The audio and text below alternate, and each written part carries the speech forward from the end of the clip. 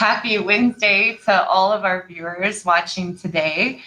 This is one of my favorite parts that I get to do in the Facebook group with Peggy is our live Q&As. So I'm excited to be here and have Peggy back with our videos. And for those of you who are maybe new to the group, I'm Karen Seitz, and I'm the administrator of the group.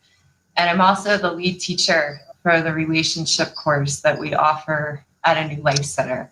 And I've been teaching our program and applying the concepts and working on them in my own life for almost 4 years now. And I'm really passionate about what we have to offer because it works so well. And I get to watch myself and many, many other women change every single day. And it's so rewarding. And today I'm here with Peggy Litt, who's one of the founders at a New Life Center. And it's always such a joy to have her on with me. So welcome back, Peggy. And do you want to take a minute and introduce yourself? Sure. Well, it's been about 3 weeks since I've been on video, so we'll see if I still remember how. But it's always a joy to share time with you, Karen, and to share concepts and all of our work and everyone's progress. And hopefully we can answer some of these questions and help some people today. I've been working with both men and women for the last 10 years on building a relationship with themselves and their partners. So I've been doing this work. I met David about 15 years ago and started doing this work. And like I said, it's been about 10 years that I've been working with women and men on this work. So it works and it changes people's lives. And I can't express strongly enough that you don't have to be miserable in your life. That you really can change yourself, which changes your life. Yeah. Thank you, Peggy. It really is true that we can change. We just have to really make that deep choice that we want to do the work to get out of the place where we feel miserable, whether that's in our marriage or in other places in our life. It's all up to us. So before we dive in to the questions that we have for today, just a quick reminder of the framework for our group, which is also the framework for our relationship course, which ties in beautifully to what Peggy just shared with us, is that one, that you are the only person that you can make happy, and that happiness is an inside job and it's all up to you. And that's what we teach people how to do every single day, is how to find their happiness within. And the second principle is that the only person that you can change is you, that no one can change you and you can't change anybody else. And that's the fallback that we find ourselves in our marriage, is constantly trying to change our husbands or thinking if they change something, our experience would change. And it's just not true. That's why we get so miserable and so frustrated, because it doesn't work. And the third principle is that authentic intimacy is actually having a relationship with yourself and feeling good about yourself. And I think a lot of what we have to share and the questions that we have to answer today, at the root and heart of all of it, is really teaching you some fundamental ways that you can begin to build a relationship with yourself and feel good about who you are. And someone is saying hello, and I can't see who it is on the app we're using, but hi, we're glad to have you with us. And with that, I think we can go ahead and jump into the questions. If you're watching live and a question comes up from something that we're sharing, please feel free to put that in the comments section, and that'll pop up on our end, and we'll do our best to fit that in and answer it. If we don't get to it, know that we'll add it to our list of questions so that we can get to it in our next live Q&A. So we'll dive on in.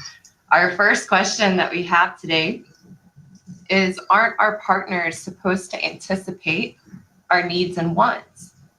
I feel so appreciated and loved when I know my husband is thinking of me and anticipating my needs. I get confused in your message about this. it sounds pretty lonely and pointless to think everything is my responsibility in a marriage. Peggy, you want to start that one off? Yes. First of all, we've had several videos, I think, on expectations.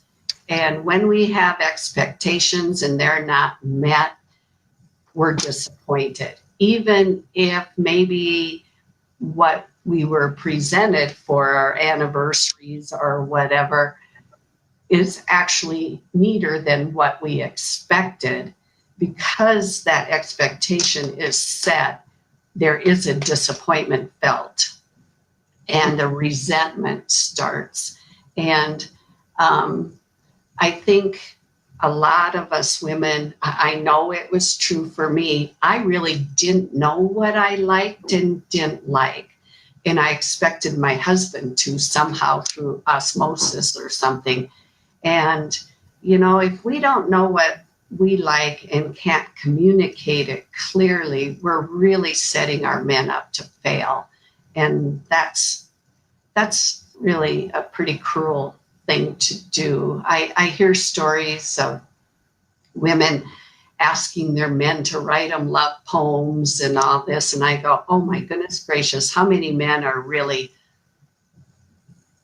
capable of even doing that? But to be put on the spot to do that takes all of the spontaneity and probably a lot of the truthfulness out of something. You know, you're doing it as a should because you don't want to get in trouble with your wife, you know. And then it's empty for him and it's empty for us. So I personally like the little daily thoughtful things that men do for us if they're good men, and if we're kind to them, they can. I am blown away a lot by how thoughtful David is, and I'm learning to be more thoughtful from him. They just think different than we do. And, you know, if you're expecting major gifts and things like that, and those aren't met, you're never going to be able to be made happy. I mean, you can't be made happy anyway, but you're going to be disappointed. It doesn't leave any room to appreciate those thoughtful things. So Peggy, I think you brought up some really, really good points that I just want to highlight. That when I have expectations for my husband and I'm expecting him to do certain things for me and they don't happen, I'm constantly focused on that and focused on the negative in my relationship.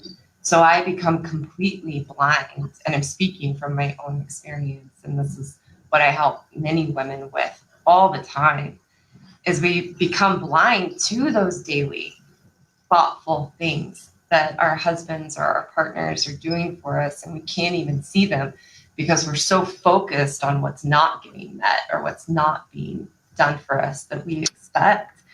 And I would say a huge shift for me in my marriage is when another point Peggy made, we've got to be kind and we have to go first. So a really big shift for me was when I stepped up to the plate and I started to be kind and do thoughtful things for my husband.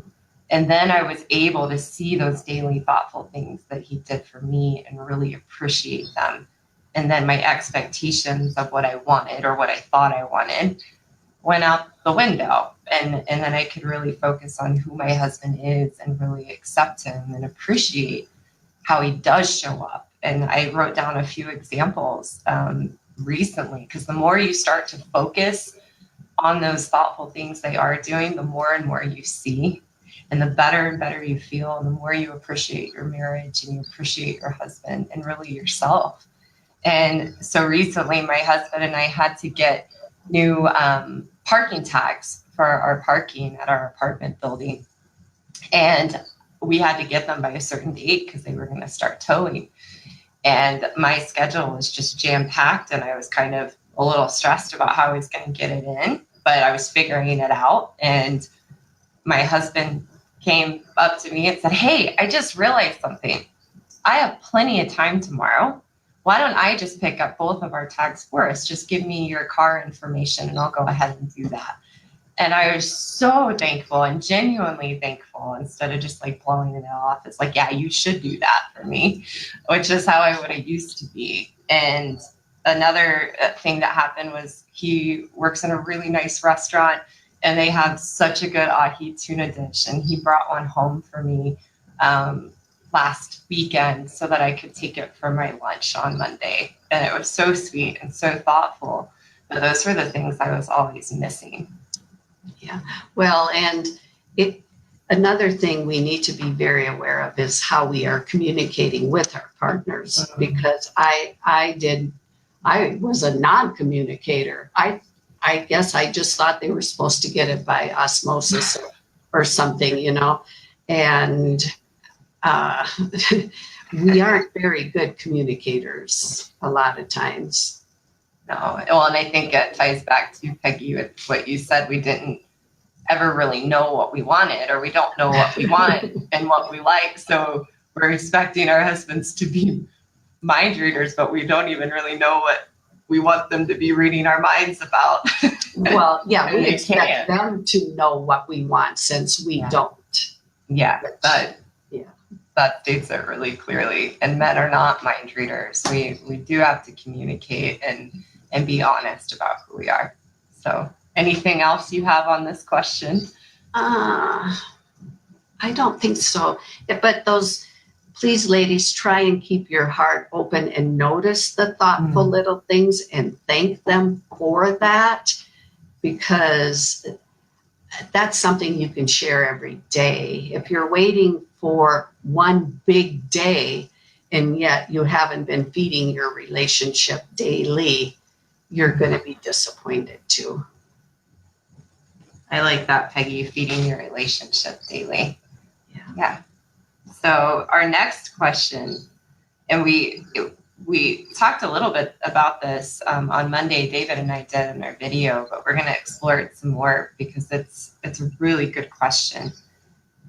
I get that no one can make you happy part, but people can make you unhappy. I can tell myself to be happy all day long. It doesn't stop others from hurting me. What am I missing here? Okay, well, yes, no one can make me happy but me. And in that same frame of mind, I can only ever experience myself. So someone may be context for me to know I am unhappy or hurt, but that is still in me. And what I need to do with that is get under that hurt and see what there is in me that is hurting, and then do the work on that and let it go. And that's what we help you ladies learn how to do in our program. I always thought it was somebody else hurting me too, but you can't heal if it's outside of you. So you're in that gerbil wheel of being unhappy and hurting. Yeah. Well, and that ties so well into one of the key foundational processes for our work is working on victim. And when we talk about victim, what we mean is more that victim mentality, that something or someone is to blame for my experience. And that just becomes a giant trap that we can't get out of, because as long as the hurt that I'm experiencing or the unhappiness I'm experiencing is coming from an outside source, then the only way for me to resolve that from that place and that mindset, to resolve the hurt I'm experiencing, is that outside source has to somehow change what I'm experiencing, which completely contradicts one of our principles that the only person that we can change is ourselves.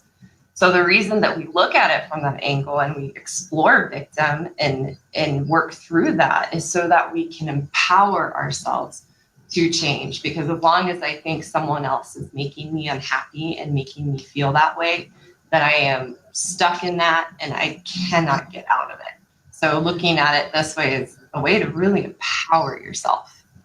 Well, and please remember, if you're feeling like a victim, number one, you're triggered. And number two, you have no awareness of what really, really is going on. So it's really hard to even know what to do because you have no awareness. So again, we can help you see when you are being a victim, and we can teach you steps to get yourself out of that.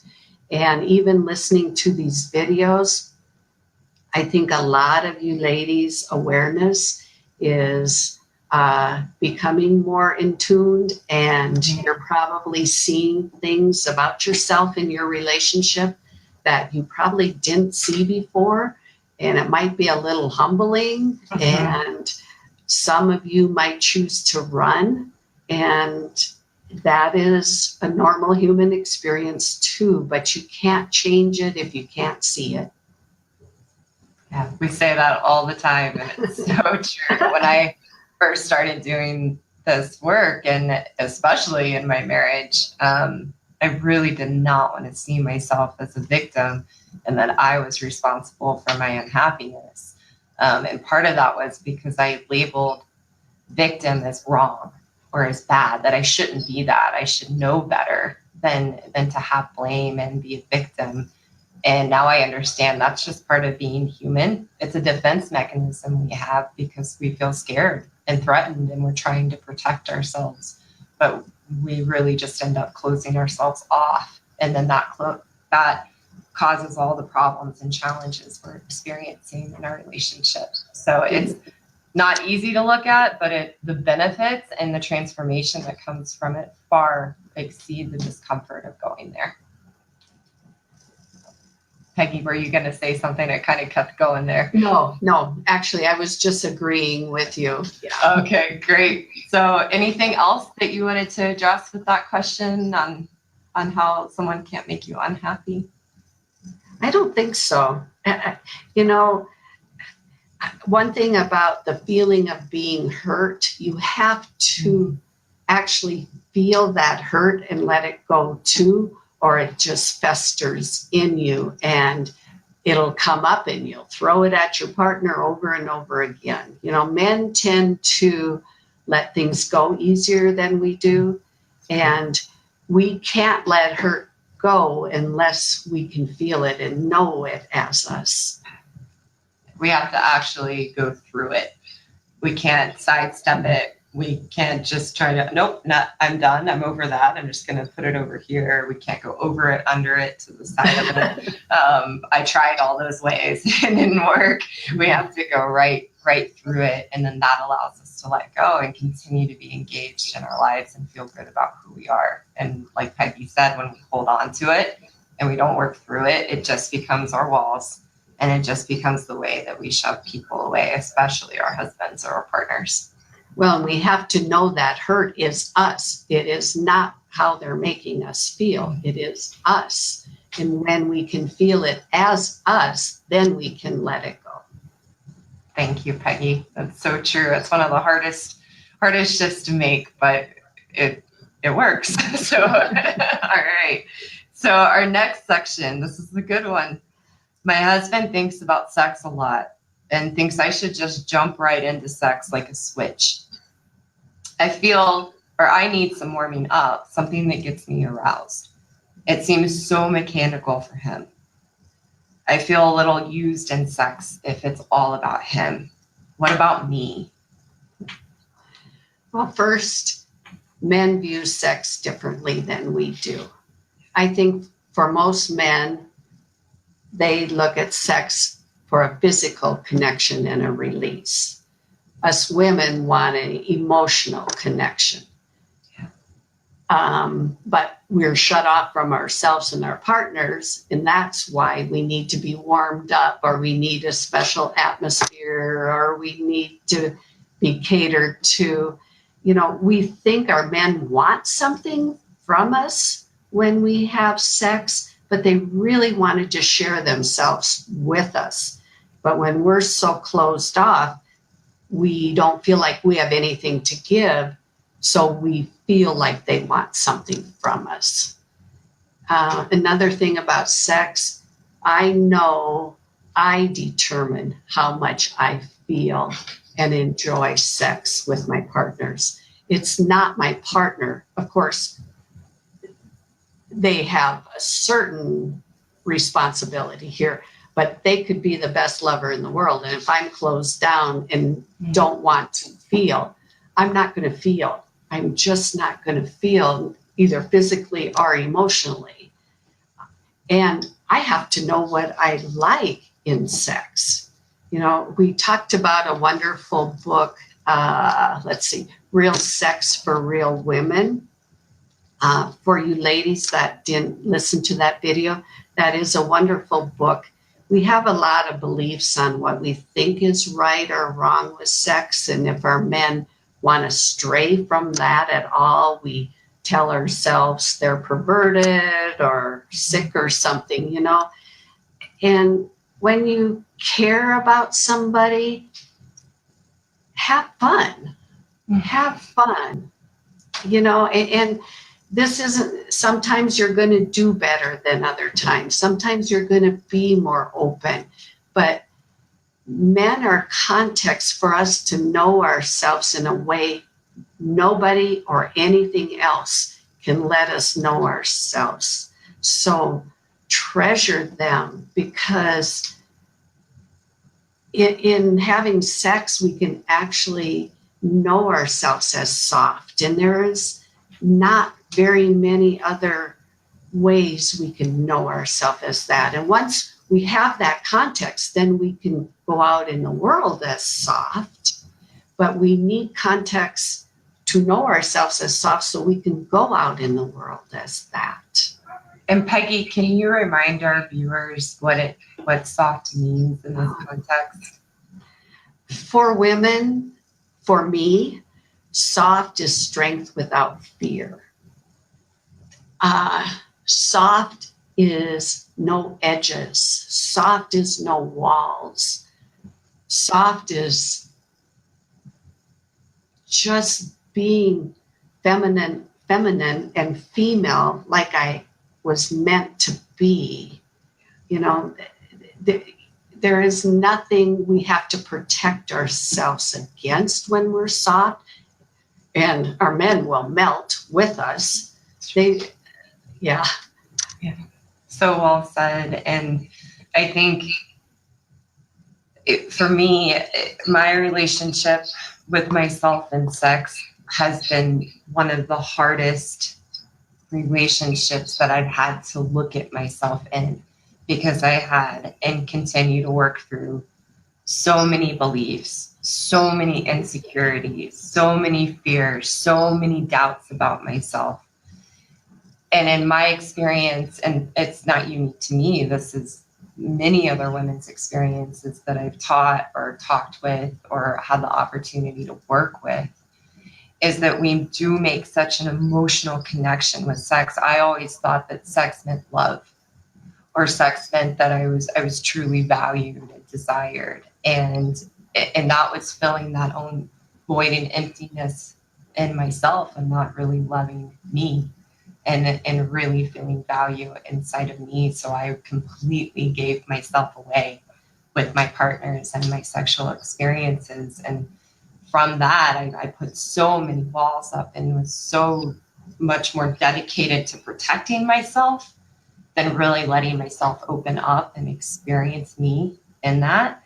And I always showed up who I thought I needed to be for my partner, instead of really discovering who I was and what I liked or what I didn't like. And as I've begun to work through those things and take my walls down, it is an up and down journey. I so oftentimes just want to be there and have all my issues and challenges around sex just be gone.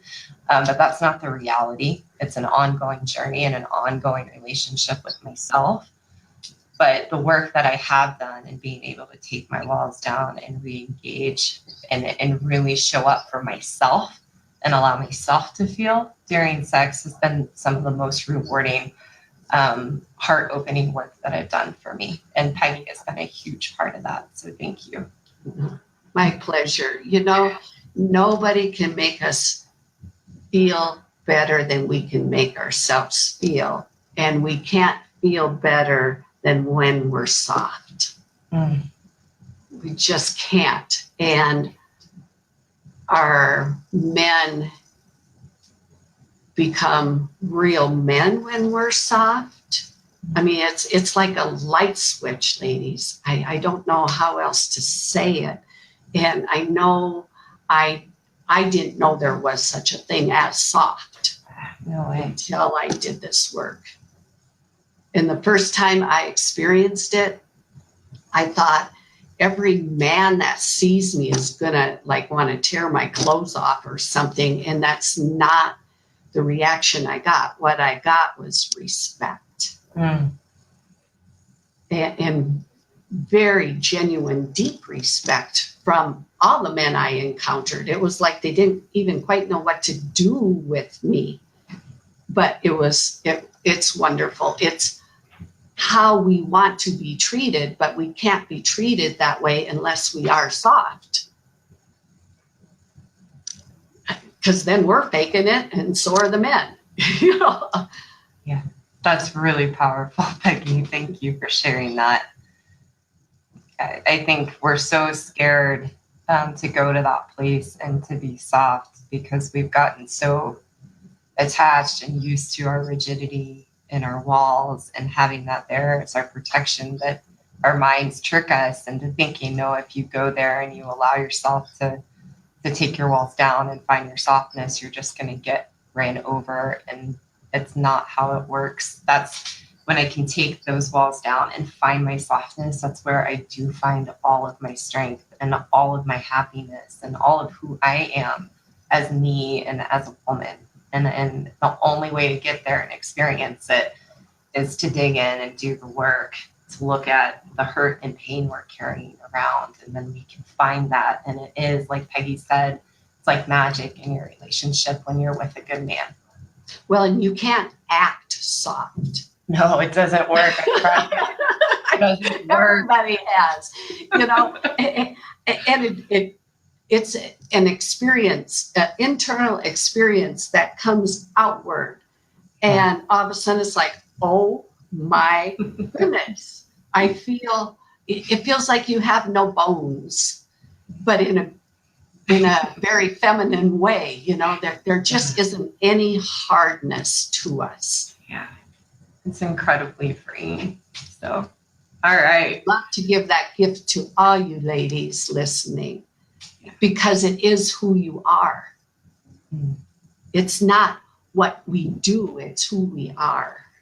So let us help you uncover that. Thank you, Peggy. So our next question, and moving along, is in marriage. I like this question. This is one of my favorite things to teach about with my clients. In the marriage counseling that we've been to, they always stress that having good boundaries with my partner is healthy. Even though we have discussed boundaries together, my husband seems unwilling to respect me and my boundaries. It all kind of feels hopeless if there's no respect in a relationship. Well, when I heard boundaries and not respect, I know for me, boundaries were me closing off from my partner. Mm-hmm. And I think we talked about respecting men in another video, and I knew I loved the men in my life. I didn't even know I was supposed to respect them, and I didn't know how to respect them. So I have a feeling when we feel not respected, it's really us projecting how we feel about ourselves onto our husbands, and we think they don't respect us. But we've never really been taught how to respect men. I mean, for me, I was blown away when I heard that. It was like, I have to respect them. I didn't even know what that looked like in a relationship. I can respect the president or, my boss or something maybe, but a partner, it was like, well, I'm nice to you and I love you, isn't that enough? Love does not equal respect. They are two different things. And men can feel the difference too. Yeah. This is something I'm still working on and learning about in my relationship with my husband. And like Peggy, respect wasn't even a part of my vocabulary or anything I thought I needed to be doing in my relationship. And really, for me, it came from a deep lack of respect for myself and never showing myself any respect and constantly being at the whim of my external world and never really knowing who I was. So how was I going to know to respect or know how to respect my husband? And I think I also thought that meant being submissive and not having my own voice in a relationship is what I equated to. Peggy, do you have anything that you could add to that around why we often want to think respecting a man means we're giving up our own self? Well, first of all, most of us get so enmeshed in our relationship that we don't have a self. Mm-hmm. So there's nothing to respect about ourselves. I had something and it went away, but that'll happen. I know. Men want us to respect ourselves. They want to respect us, but they can't make us feel respected if we don't respect ourselves. You know, that's kind of like expecting them to make us happy when we're not happy. So we have to build ourselves up in a way that we can respect ourselves before we can feel respected by anybody else. Thank you. I think that'll be really helpful. And the other piece in this, I wanted to come back to something you had said earlier, Peggy, when we first began talking about this specific question, is like Peggy, I use boundaries to actually push my partner away. And it was all tying back into some things we've talked about today. That ties into being a victim. I thought I needed boundaries for him to follow because I blamed my unhappiness and how I was experiencing myself in the marriage on him. So it was, let me tell you how I need you to be and what I need you to do or not do so that I can be happy. And it's a trap. It can't work because nothing and no one can make us happy, and we can't change anyone and we can't control anyone. So I've had to learn that boundaries are actually for me, that I need to know myself and set boundaries for me and the bumpers up for me to be able to show up as myself and in my marriage and in other relationships. They're not for other people to follow because I can't control anyone else. I can't do that. So boundaries are really for me to stay true to myself and be the best that I can be. Well, and be careful when you set up those boundaries for yourself that you're not enclosing yourself in this little thing. You have to allow your heart to open up and come out too. So we can't use boundaries to hide behind and not come out in the relationship. And that's how I always use boundaries is you did X, Y, and Z to me. So that means that I'm just going to stay away and all is good. And all I'm doing that is actually avoiding and not resolving anything and being able to be open and fully be myself. I'm actually hiding myself and protecting myself. So, all right. Anything else on that? I think we have time for one more question. We do. So our last question today is, what is the point in being in a marriage if I can't expect my husband to change and grow? He still seems like a child sometimes. I want a man that can grow with me, not hold me back. Well, I can promise everyone listening that if you change and grow, your relationship with your husband is going to change and grow. He will change so he can walk with you if he is a good man. Yeah. But we have all the power in the relationship. So if we're changing and growing and we have a good man, he will step up. What we have to be aware of is that we have emasculated our men and treated them like children because we needed to control them, you know. And I know for me, I didn't want my men to get too successful because I was afraid someone would steal him away from me or he would want to leave me. Mm-hmm. So we have to own what we're doing in the relationship. And for the last question, I want a man that can grow with me, not hold me back. No one can hold us back but us. Yeah. Ever, ever, ever. That's being a victim. So look at that, and why don't you want to grow? Why don't you want to step up? Change is scary and hard. That is part of the human experience. That is a normal fear we have, but fear is just an illusion. Change isn't loss, it's growth.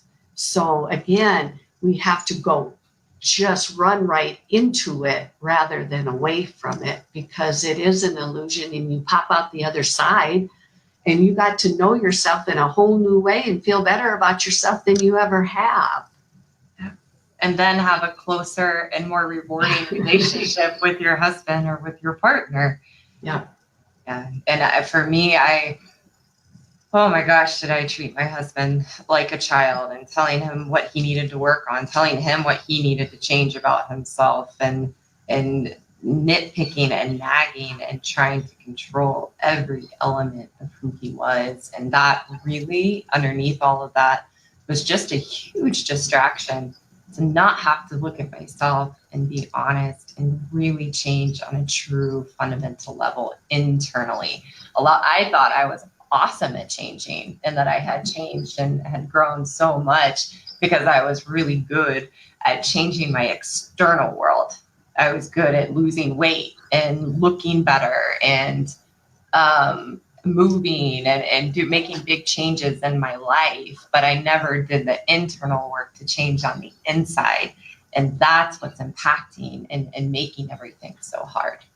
Well, and I think especially when we have children, we kind of glunk our husband in with them and go, oh God, one more person to be responsible for, instead of letting them be our partner and letting them help parent the children. We make them one of them and then resent them when we don't have backup and don't feel supported, you know. But it's what we set up for ourselves to experience. Thank you, Peggy. Anything you want to say in closing or wrapping up around what we did today and the things that we discussed? I really hope everyone listening tries to slow down and see how they are really experiencing themselves. You know, I thought life just happened to me and that I could just deal with it the best I could. I didn't realize I was actually creating my life, but we are. And so life doesn't have to be hard, and it doesn't have to be painful. We are creating that by things we are doing. And please, ladies, let us help empower you. Life can be so full and rich. Sometimes I am blown away by how I am experiencing myself, and I hear and feel how unhappy some of you are, and I promise you, you don't have to have a life like that. Peggy, does your partner? No, and Peggy is so right. We don't have to have a miserable life and a miserable experience of our marriage or of ourselves. And if you're ready to do the work to create a full life and to create a rich life and a marriage that you always dreamed of having, we can help you do that. And the really neat thing about our program is that it's only 8 to 10 weeks.